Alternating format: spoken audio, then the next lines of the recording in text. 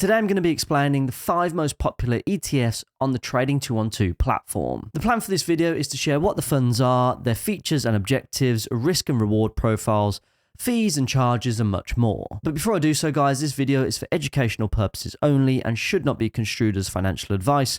Nothing that I share in this video is an investment recommendation, and please be sure to always do your own research before you make any kind of investment decision. And as always, when you are investing, your capital is at risk. Let's start off by talking about what an exchange-traded fund is. And to do that, I'm going to need a collection of my favorite suites. Now, for a moment, I want you guys to imagine that these suites are individual publicly listed companies. Let's say the Buzzy Bees are tech companies, the M&Ms are industrials, the Raspberry Mushrooms are energy stocks, Strawberry Laces are healthcare, and the Milk Bottles are financial services companies. There are a couple of other sectors available, but you kind of get where I'm going with this. And as an investor, you have a choice. You can select one or many of these companies based on research that you've done in order to build out your own investment portfolio that's aligned to both your risk appetite and your investment objectives. Or as an alternative, you can take a little bit more of a passive approach to investing and buy something called an exchange-traded fund. An ETF essentially takes all of these companies and puts them into one investment portfolio, where you can make just one single investment, but essentially buy a slice of all of these individual companies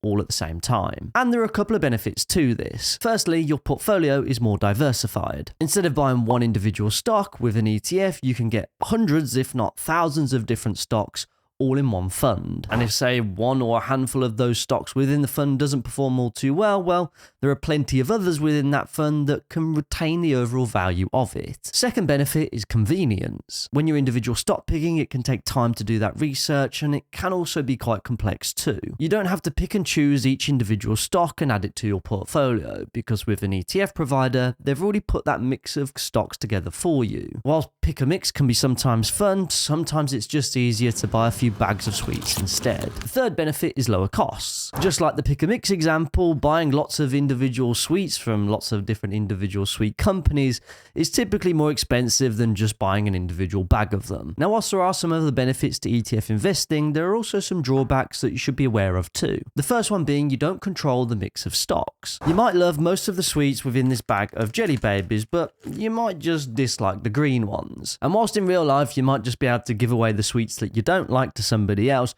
when you're investing in a fund like this, you have to accept the stocks that have been selected to go within that fund, even if you don't like all of them. The second drawback is market fluctuations. Probably just generally the risk of buying into any investment, in that when you are investing carries a degree of risk with it. Because market prices over time fluctuate, sometimes positively and sometimes negatively. So the value of your investment portfolio could change significantly on any given day. And that may also likely depend on the risk profile of that fund, whereby if it's more weighted towards equities, for example, it's probably going to be a little bit higher on that risk spectrum and therefore potentially going to be a little bit more volatile. The third drawback being that not all ETFs are the same. Different ETFs track different underlying assets. So an ETF is the type of investment product, but in terms of what that product is going on to track may certainly differ, and therefore the objectives, the risks, the rewards along with the fees may all differ. So it's important that you check out all of the individual ETF providers and the products that they offer before you go on to make an investment. So that's a breakdown of ETFs, exactly what they are, some of the benefits and the drawbacks, and it also gave me a good excuse to business expense some sweets. But for now, let's talk specifically about those most popular ETFs on the Trading 212 platform. But before we do that, I've partnered up with Trading 212 to make this video, and they've kindly offered all of my subscribers one free fractional share valued up to £100 when you open an account by clicking on the link down in the description below. Or alternatively, if you have opened an account with Trading 212 in the past 10 days, all you need to do is enter the promo code Mitch and deposit £1 into your investment account in order to qualify for that one free fractional share. Be sure to let me know what fractional share you get down in the comment section below. And with that said, now let's dive into some of those ETFs. So here are the most popular ETFs on the Trading 212 platform based on user activity. Now I must say, just because they're popular on the Trading 212 platform doesn't necessarily go on to say that they're the best ETFs or the best investments that you can go on to make. So there's no guarantees here, so make sure that you always go and do your own research. Now immediately, there are a couple of things that you may notice from this list, in that some of the popular ones here here are from two different fund providers. You've got Vanguard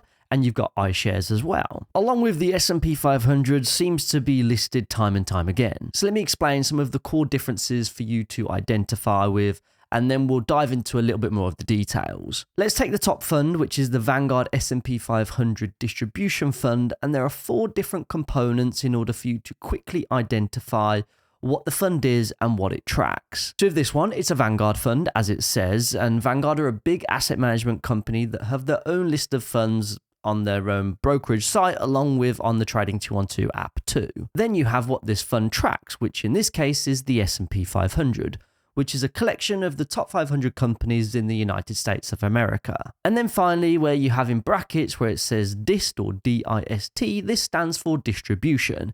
It's basically how this fund treats its dividends. And in this case, they distribute those dividends to all of the fund shareholders. So you get paid those dividends in cash into your brokerage account. The alternative to this fund is an accumulation fund where those dividends are automatically reinvested instead. Then you've got what's known as a ticker symbol, which identifies what this fund is, and in this example, it's VUSA. So going back to those popular funds, those top 2 funds actually only differ by how they treat their dividends, and other than that, the funds are pretty much identical. So that's how to quickly identify a fund, but for now let's dive into some of the details of the Vanguard S&P 500 ETF. This fund currently trades at £82.08, and in terms of its holdings that it allows you to buy, well, as I've said, it tracks the S&P 500. And within the S&P 500, it's made up of lots of different companies like Apple, Microsoft, Nvidia, Amazon, Meta, Alphabet, Tesla, and so on. From a risk profile perspective, because this is a pure equity fund only covering the equity markets, it's deemed to be a little bit more higher risk on that risk spectrum, weighing in at 6 out of 7. Vanguard has defined this as typically higher risk, but it also does say that there is typically higher rewards too. But obviously this is just an indicator based on past performance and isn't necessarily indicative of future results. But in terms of what that past performance is for reference, well, if we go into the key information document, which you can go in on the app if you scroll down to the bottom, and click into instrument details and then click into key information document, it will pull up all of the details of the fund that you need to read. Based on the last calendar year of performance in 2024, this fund returned to investors 24.68%. Now, in terms of the charges and how much it actually is to buy into this fund, well, it currently has an ongoing charge figure of 0.07%. Meaning if you say had like a £10,000 investment in this fund, it would cost you about £7 a year in fees. In terms of the downsides to this fund, well, you only get pure exposure to the US equity markets, which obviously excludes all other global markets and different asset classes out there that you could potentially invest in. So with that in mind, now let's see what's next on our list. So next up, we've got the Vanguard FTSE All World Fund, which is an accumulation fund with the ticker symbol VWRP.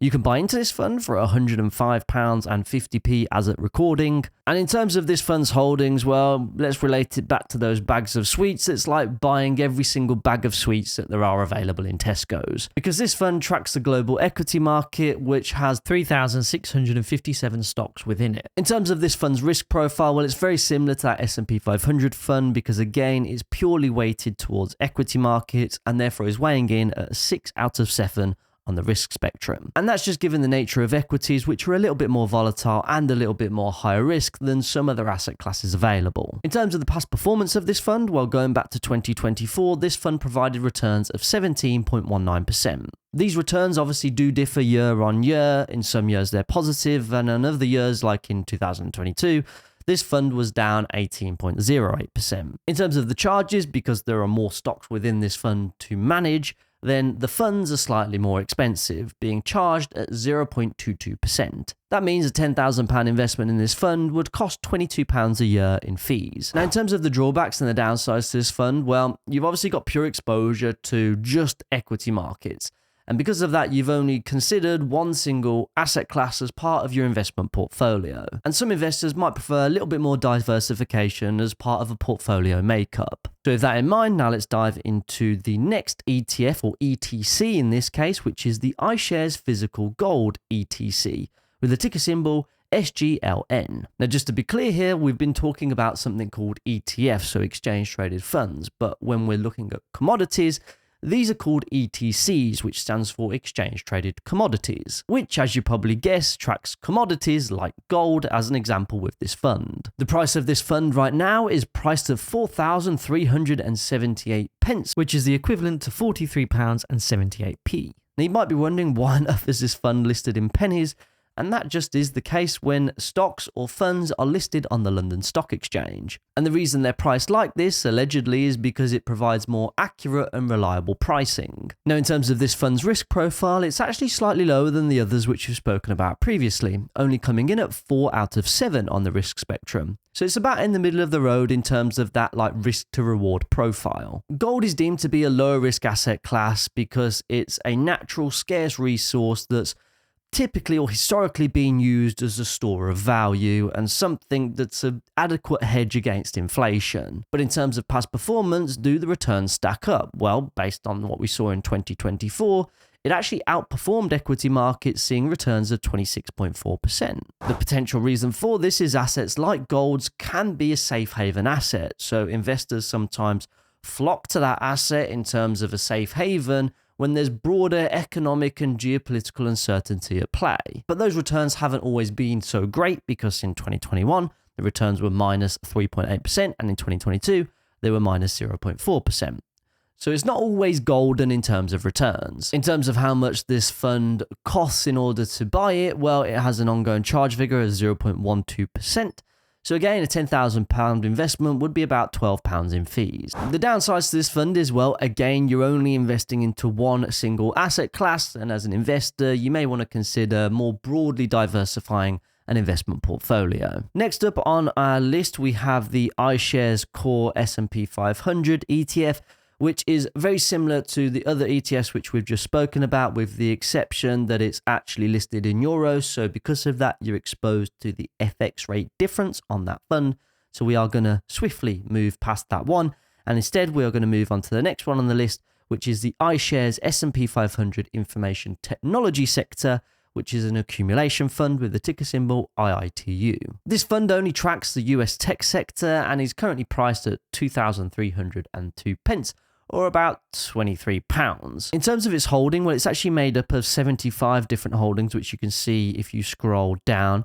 But what you will be able to notice is that this fund is actually quite heavily weighted to just 3 stocks, being Apple, Microsoft, and Nvidia, making up roughly about 55 or 60% of this fund. So the fund's performance is heavily reliant on these 3 stocks actually performing very well. As a broader point, if you are looking at ETFs as an investment option, always make sure whether you're comfortable with the ETF weightings, because some funds are not always equally weighted. Now, in terms of this fund's risk profile, well, it's very much up there on the high risk end of the risk spectrum, and is the highest risk fund that we're talking about today because it scores 7 out of 7. This means it's a high risk investment, so it could be highly volatile, but it also could yield higher returns too. Now, the reason why this fund is so high risk is because inherently you're investing into one high risk asset class in one single geographical location,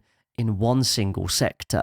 But how exactly has this fund stacked up in terms of past performance? Well, in 2024, it performed phenomenally well, providing returns to investors of 37.2%. And whilst there is absolutely no doubt that this fund has performed strongly over time, it doesn't mean that it's going to perform strongly in the future. And actually, if we look back at some of the historical performance, on some years it's lost out massively. In 2022, where it was down 28.4%. In terms of the charges, well, they have an expense ratio on this one of 0.15%, so it's a 15 quid fee for about a £10,000 investment. The downsides, I think we've covered the downsides of some of these funds already, but for this one specifically, it's very, very concentrated and a very, very high risk fund that doesn't offer a huge amount of diversification. Then the final fund that we have on our list today is the iShares Global Clean Energy ETF, which is a distribution fund with the ticker symbol INRG. It's currently priced at 512 pennies, so just over £5 to invest into this fund, where you'll gain exposure to 120 different holdings across the clean energy sector, which also provides geographic diversification too. In terms of the fund's risk profile on this one, well, it's ranked 7 out of 7 again because of the high risk nature, as I've said, of investing into one asset class, which is only solely focused on one sector within the economy too. But does this higher risk also warrant higher rewards? Well, actually, in terms of the past performance on this fund in 2024, it was actually down 26.1%. And hopefully that provides a little bit of perspective